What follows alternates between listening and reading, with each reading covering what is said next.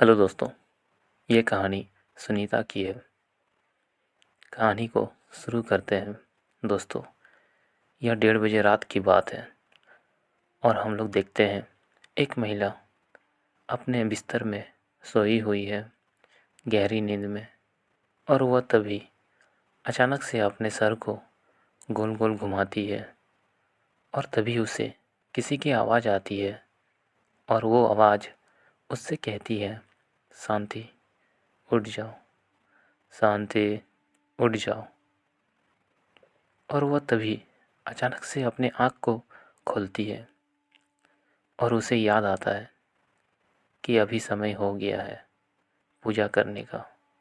और वह सबसे पहले अपने सारे वस्त्र को खोलती है और अपने पूजा के रूम में जाकर सबसे पहले एक दिया जलाती है और साधन करने लगती है और एक छोटा सा पुतला के ऊपर कुछ मंत्र बोलकर उस पर सुई चुभने लगती है और फिर मंत्र को बोलने लगती है। और वो महिला कुछ देर साधन करने के बाद अपने रूम में वापस चला जाती है और वस्त्र पहन के सो जाती है। अगले दिन सुबह 7 बजे उसकी बहू उसे उठाने के लिए आती है और उसे चाय देती है और अपनी सास से कहती है, माँ, आज आप बहुत लेट से उठे हो। और वो महिला कहती है, हाँ बेटा, उम्र होने के बाद अब शरीर में ताकत नहीं है, इसलिए मैं लेट से उठता हूँ। दोस्तों, शांति एक 55 साल की विधवा औरत थी और उनका एक ही बेटा है और कुछ बेटियां भी हैं और सब लोगों का शादी हो गया है। और शांति अपने गांव के सबसे अमीर लोग थे और उनके घर भी 2 तल्ला बिल्डिंग का है। और उस टाइम पक्का मकान होना बहुत बड़ी बात था और वो लोग खेती करता था और राशन की दुकान भी था और सब लोग उन लोगों का इज्जत भी करता था। गांव के कुछ लोग उसके घर में काम करने भी आते थे। उसका बेटा का 2 साल पहले ही शादी किया था पर उसकी बहू का एक भी बच्चा नहीं हुआ था। दोस्तों, उसकी बहू का नाम सुनीता था और सुनीता बहुत परेशान थी क्योंकि उसका एक भी बच्चा नहीं हुआ था। मानो किसी तरह का कोई बीमारी उसके अंदर हो, पर वो अपने पति के साथ बहुत खुश थे। सुनीता एक बहुत अच्छे घर से बिलोंग करती थी और उसे एक अच्छी संस्कार भी मिली है अपनी मम्मी पापा से। इसलिए आज वो अपने ससुराल में खुशी से नई ज़िंदगी की शुरुआत कर रही है। और यहाँ पर सुनीता की कहानी शुरू होती है और सुनीता को 2 साल से अपने सास के बारे में कुछ भी पता नहीं था, पर 2 साल के बाद सुनीता को धीरे धीरे सब कुछ पता लगने लगा। दोस्तों, सुनीता और उसके पति सेकंड फ्लोर में सोते थे और उसकी माँ ग्राउंड फ्लोर में। दोस्तों, उसका घर तो था बड़ा सा, पर उस घर में लोग सिर्फ 3 ही रहते थे। दोस्तों, यह एक रात की बात है जब सुनीता 1:30 बजे उठा तो उसे टॉयलेट करने जाना था। और जब टॉयलेट करने के लिए बाहर निकली तो उसने देखा उसकी सास रात के 1:30 बजे वह बाहर जा रही थी। पर उसने कुछ नहीं कहा और सोचता रहा कि मेरी सास रात के 1:30 बजे कहाँ जा रही है। और मैं वापस अपने रूम आया और अपने पति से कहा कि मैं अभी मम्मी को देखा बाहर जाते हुए। पर मेरे पति ने कहा, ये तुम क्या बोल रही हो, मम्मी घर में सो रही है। पर मैंने अपने पति से कहा कि मैं सच में मम्मी को बाहर जाते हुए देखा। तब मेरे पति ने बोला, चलो तब उनके रूम में देखता हूँ। और जब सुनीता और उसके पति अपने माँ के रूम में गए तो वो दोनों ने देखा माँ अपने रूम में सो रही थी और वापस अपने रूम में चले गए। पर मेरा हस्बैंड बोलने लगा, मम्मी तो अभी अपने रूम में सोई है, तब तुमने किसे देख लिया बाहर जाते हुए। पर मैंने जो देखा था वह मेरी सास ही थी। और अगले दिन सुनीता के मन में यह दिन भर एक सवाल सा खड़ा हो गया कि आखिर मैंने जिसे देखा था वो कौन था। पर मैंने उस रात अपनी सास को ही देखा था। जो रात को बाहर जा रही थी। और ऐसा ही दिन गुजरता गया और मैं हफ्ते में अपनी सास को 3 से 4 बार रात में बाहर जाते हुए देखता था और सोचता था कि मेरी सास रात को बाहर क्यों जा रही है अकेले। और मैं हमेशा से अपने पति से कहता था कि मम्मी रात को कहीं बाहर जाती है, पर मेरा पति मेरी बातों पे विश्वास नहीं होता है। मेरी बातों पर दोस्तों, सुनीता के ससुराल में पता नहीं 10 बजे सुबह उस गांव में एक जवान लड़का अचानक से मर गया। और सब लोग बस्ती के हैरान थे कि एक हट्टा कट्टा जवान लड़का कैसे मर गया, जबकि उसे किसी तरह का कोई बीमारी नहीं हुआ था। गांव के लोग बहुत हैरान थे ये सब घटनाएं से, पर किसी को कुछ भी पता नहीं चल रहा था आखिर उस जवान लड़के के साथ क्या हुआ था। उस गांव के लोग कह रहे थे अचानक से लड़का मर गया, जबकि कोई बीमारी नहीं था, सिर्फ उसे सर दर्द कर रहा था और वो मर गया। दोस्तों, सुनीता के ससुराल में लोग बेवजह मरते थे, पर किसी को भी किसी तरह का कोई सबूत भी नहीं मिलता था। बीमारी नाम का भी कोई चीज़ नहीं था और लोग की मौत हुआ करता था। साल में 2 या 3 लोग मरते थे, वो भी त्योहार के समय। और गांव के लोगों को लगता कि ये सब किसी बीमारी की वजह से मर रहे हैं। और जिस दिन लड़का मरा उस समय सुनीता अपने घर में खाना बना रहा था और खाना बनाने के बाद जब खाना परोस के उसकी सास को देने गया तो देखा उसकी सास पलंग में सांप के जैसा लटपट घूम रहा था। और जब सुनीता ने अपने सास के पेट को देखा तो उसका पेट फूला हुआ और पेट भरा हुआ दिख रहा था, मानो एक सांप अपने शिकार को खाकर आराम कर रहा हो और उसे पचाने की कोशिश कर रहा हो। ये सब देखते हुए सुनीता बहुत डर गया और तब उसे याद आया कि गांव में एक जवान लड़का मर गया है, कहीं इसने तो नहीं मारा। ये सब उसके मन में चल रहा था। और जब सुनीता ने अपने सास से बोला कि माँ, खाना बन गया है, आप खाना खाओगी? उसकी सास ने कहा, बेटा अभी नहीं, अभी मेरा पेट भरा हुआ है, मैं बाद में खा लूँगा। सुनीता अब पूरी तरह से अपने सास से डर रही थी। सुनीता जैसा सोच रही थी उसकी सास वैसे ही निकली। वह जवान लड़का का मौत उसकी सास की वजह से हुआ है, क्योंकि उसकी सास एक डायन थी। दोस्तों, सुनीता हमेशा से रात में 1 या 2 बजे वह टॉयलेट करने के लिए उठता ही था। और ऐसे ही एक दिन वह फिर से रात के 1 बजे उठा और टॉयलेट करने के लिए जा रही थी। और वह जब सेकंड फ्लोर से उतरकर नीचे ग्राउंड फ्लोर आया तो उसने देखा कि उसकी सास वाइट कलर की धोती और ऊपर नंगे बदन घर के अंदर एक छोटा सा मंदिर में दिया जलाए हुए अपना साधन कर रही थी। और यह सब सुनीता चुपके से देख रहा था अपनी सास को। और यह देखते हुए सुनीता बहुत डर गई थी और वह सोच में पड़ गई कि अब मैं क्या करूँगा। और वो वापस अपने रूम सेकंड फ्लोर में चला गया और अपने पति को उठाया और बोला, उठो जी, उठो जी। उसे उठाया और बोला, मैं आपसे कहता था ना कि आपकी मम्मी रात को कहीं उठकर जाती है, पर आप मेरी बातों पे विश्वास नहीं करते हो। मेरी बातों पर चलिए, मैं आज आपको दिखाता हूँ कि आपकी मम्मी रात को क्या करती है।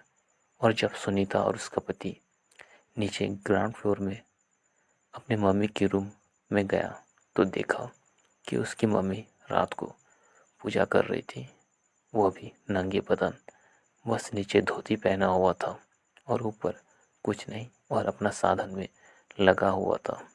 उसका बेटा यह देखते हुए अपनी माँ के पास गया और उसे पकड़कर आवाज़ दिया, मम्मी तुम ये क्या कर रही हो? मम्मी ये तुम क्या कर रही हो? और तभी उसकी माँ को होश आया और बोला, अरे बेटा तुम? और उसका बेटा बोला, मम्मी ये तुम क्या कर रही हो? चारों ओर दिए और बीच में बैठे हुए हो। आप इतने रात को किसका पूजा कर रही हो? नंगे बदन, शरीर पर एक भी वस्त्र नहीं। और तब उसकी माँ झूठ बोलने लगी। बेटा, मेरे शरीर में अलकुसी था, इसलिए मैं खुला बदन इस तरह अपना झूठ भी छुपा नहीं पा रही थी। और उसका बेटा और बहू उसे पकड़ लिया और उसके मम्मी के बारे में बेटा और बहू दोनों को सब सच जान चुके थे कि उसकी माँ एक डायन है। पर सुनीता के पति यह जानकर बहुत दुख हुआ, क्योंकि उसकी माँ एक डायन थी। वह अपनी मम्मी से बहुत प्यार करती थी, पर सच जानने के बाद अब उसे देखा नहीं गया। और अगले दिन एक मीटिंग अपने घर में बैठाया और इस चीज़ का फैसला करने का डिसीजन लिया अपने घर के लोगों के मेंबर के साथ। और अगले दिन सुबह सुनीता के पति, उसके बहन और अपने सास ससुर को बुलाया अपने घर में। और धीरे धीरे बाकी सब लोग भी आने लगे और लोगों को लग रहा था कि सुनीता के सास मर गया है, इसलिए लोग और मेहमान सब उसके घर जा रहे हैं इतनी सुबह सुबह को। और जब सारे लोग इकट्ठा हो गए तब सुनीता का पति अपने बहन लोग से पूछ रहा था कि तुम्हारी माँ इस तरह का पूजा करती है, क्या तुम लोगों को नहीं पता था? पर उसकी बहन लोग ने बोला कि हम लोग ने भी अपने माँ को किसी तरह का कोई भी पूजा पाठ करते हुए नहीं देखा इतनी रात को। पर सुनीता का पति और सुनीता कहता कि मेरे सास रात को पूजा करती है, पता नहीं किसका पूजा करती है, पर वो एक डायन है। और रविवार के दिन में अपने गांव में एक मीटिंग रखा अपने गांव के मुखिया और बस्ती के लोगों के साथ, और अपना माँ का फैसला करने का डिसीजन लिया। गांव के लोगों को पहले से पता था कि सुनीता की सास एक डायन है, क्योंकि गांव के लोगों ने भी सुनीता की सास को रात में अकेले बस्ती में घूमते हुए देखा है। किसी एक ने देखा, दो ने देखा नहीं, बहुत सारे लोगों ने सुनीता की सास को रात में घूमते हुए देखा है। अकेले नहीं, तीन चार औरत और भी उसके साथ घूमते थे रात के 1-2-1:30 बजे। सुनीता का सास एक डायन है, पर किसी को भी आप मुंह में किसी को डायन नहीं बोल सकते हो, नहीं तो बहुत बड़ा झगड़ा होगा।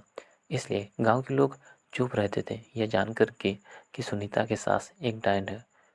वह दिन आ गया था जो सब लोगों को पता चल गया, और गांव के मुखिया और गांव के लोगों ने शांति के भूत को गया ले जाने के लिए कहा और बोला, अगर आप इसके भूत को गया नहीं ले जाओगे तो आपको और आपके परिवार को, सब लोगों को जिंदा जला देंगे। यह सब गांव के फैसला था। और 1 हफ्ते का समय दिया उस भूत को गया ले जाने के लिए, क्योंकि भूत छोड़ने के लिए बहुत खर्चा पड़ता है, इसलिए 1 हफ्ते का समय दिया। और गांव के लोगों ने भी थोड़े बहुत पैसा दिया और मदद किया उस भूत को गया ले जाने के लिए।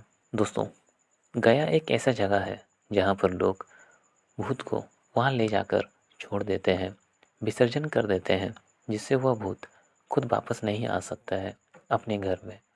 और उसे छोड़ने के लिए एक बहुत ही पावरफुल वरिष्ठ तांत्रिक की सहायता की ज़रूरत पड़ता है।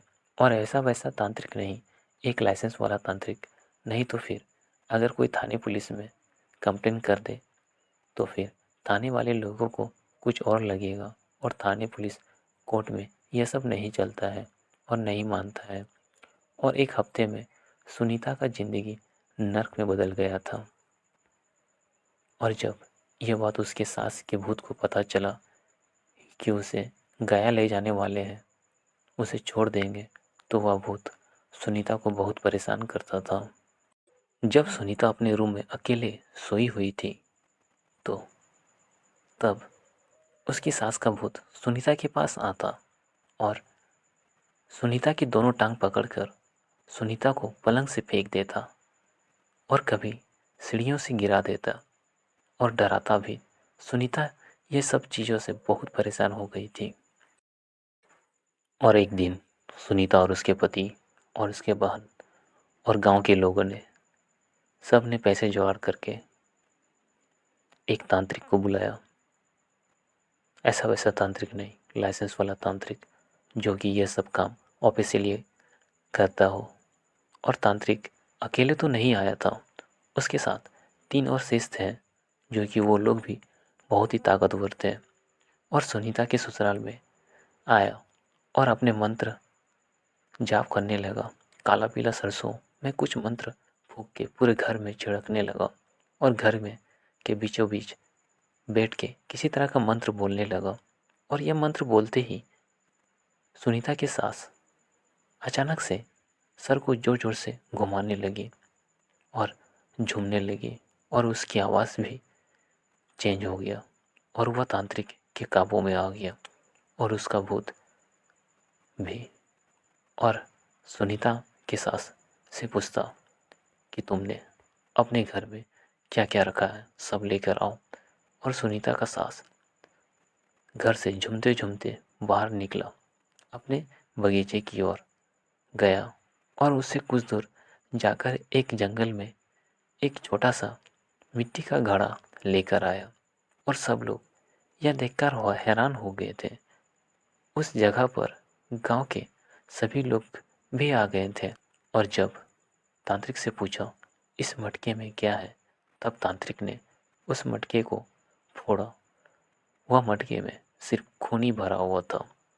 और जब लोगों ने पूछा ये सब किसका खून है, तो वह लोग तांत्रिक बोला इस गांव में जितने भी लोग मरे हैं बेवजह बिना कोई बीमारी के, वो सब के खून इस मिट्टी के मटके में भरते थे यह भूत। और फिर घर में उस पूजा पाठ का सारा सामान लेकर आया और बोला इस डायन का कोई भी पूजा पाठ का सामान घर पर नहीं होना चाहिए, नहीं तो वह फिर से वापस आ जाएगा। वह सारा सामान ले गया और उस वक्त भी झूम रही थी।